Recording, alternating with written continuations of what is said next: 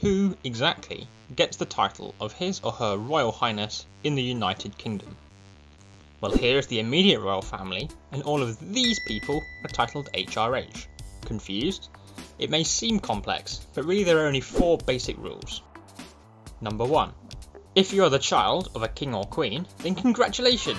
You're able to use the title His or Her Royal Highness. This covers Charles, Anne, Andrew and Edward.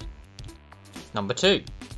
If you're the child of a son of a monarch, you're also HRH. Yes, this is a bit sexist, I agree, and I'm genuinely surprised this has not already been changed, although as of late it has become fashionable to reject titles whenever they're not absolutely necessary. Notably, the Queen reportedly offered to alter the rules and HRHify Princess Anne's children when they were born, but Anne refused to shelter them, and it hasn't been relevant since. Will the gender rule change? Probably. I guess we'll find out if Charlotte has any children. I doubt they'd be denied if she asked. Prince Edward also refused a title for his kids too, so they are just lowly lords and ladies, using the titles of a child of an earl.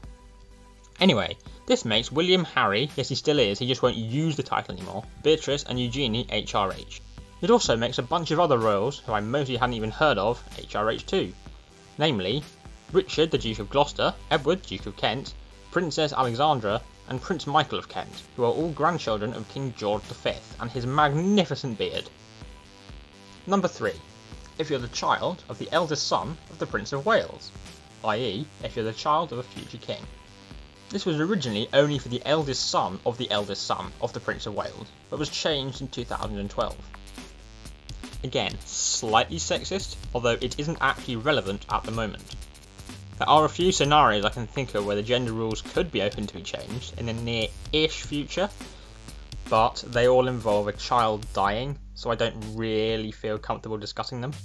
Anyway, this makes George, Charlotte and Louis the final royal members of the club. And lastly, number 4, wives of an HRH also get the title. But there's loads of these, so I'm not going to list them all. Also, weirdly, Prince Philip, even before Elizabeth was queen, even though none of the other husbands are. However, if you divorce, you lose the title, so Diana was just Princess of Wales, and Sarah Ferguson, or Fergie, is just the Duchess of York. Now, you may have noticed after all that there is one rather important exception. The Queen is not HRH.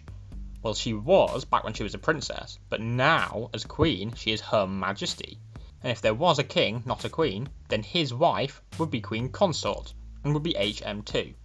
Maybe if you're watching this in the mists of the future, there already is. These rules were set out by King George V in 1917 and has been the official code ever since, apart from the 2 changes in 1996 and 2012.